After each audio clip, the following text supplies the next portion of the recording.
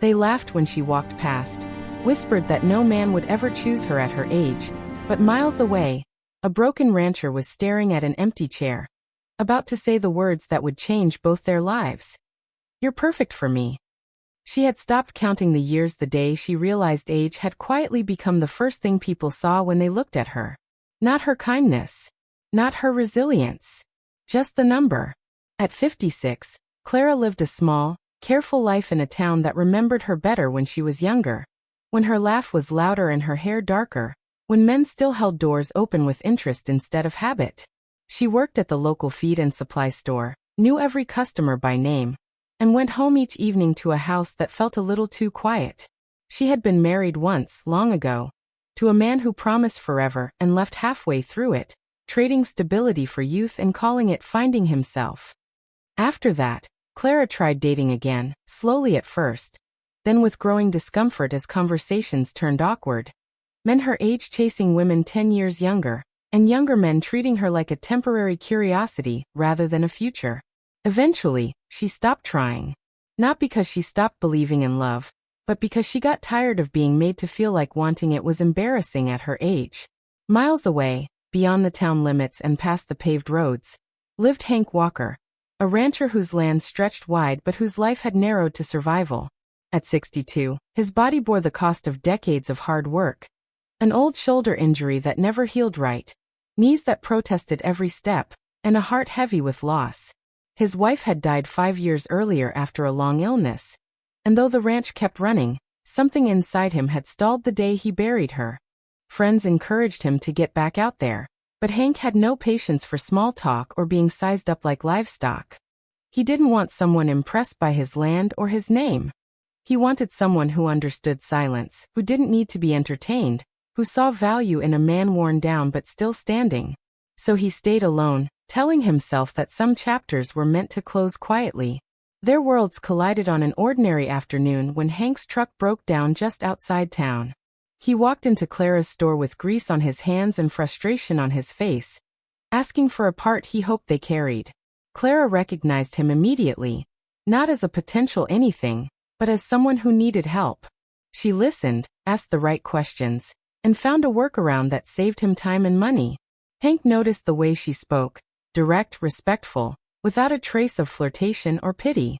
When he thanked her, she smiled in that tired but genuine way people do when kindness has become second nature. He left thinking about her longer than he expected. She watched him go and told herself not to read into it. Men like him didn't look twice at women like her. Life had taught her that lesson well. Over the next few months, Hank found reasons to come back. Supplies he could have ordered elsewhere, questions he already knew the answers to. Clara noticed, of course, but guarded herself carefully. They talked about weather, livestock, work, nothing personal at first. Then one day, when the store was slow, Hank mentioned his wife, not with drama, just fact, and Clara responded by sharing her own story, equally unadorned. There was no spark, no cinematic moment, just recognition. Two people who had survived disappointment without letting it harden them completely.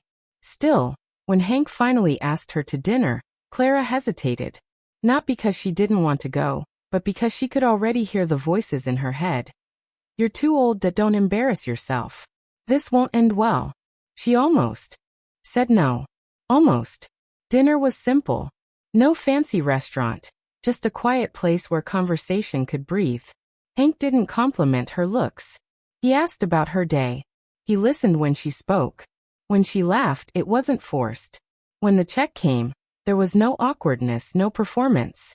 And when he walked her to her car, he didn't kiss her or make promises.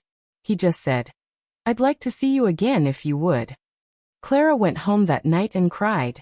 Not from sadness, but from the unfamiliar feeling of being seen without being judged. Word traveled fast in a small town. People noticed. Some smiled. Others whispered, "She's too old for him," one woman said, ignoring the fact that Hank was older. "What does he want with her?" another asked. Clara heard it all. Each comment reopening old insecurities she thought she'd buried. Hank heard it too, from neighbors, from old friends who teased him about settling. One night, after a particularly hard day, Clara told Hank she thought maybe this was a mistake, that she didn't want to be a source of gossip or regret. Hank listened quietly, then said the words that stopped her cold. "Clara, I don't need perfect. I don't want young. I want real. And you're perfect for me." He told her how tired he was of being measured by what he could provide, how lonely it felt to be expected to chase youth when all he wanted was understanding. He said her age wasn't something he tolerated. It was something he valued because it meant experience, strength, and honesty.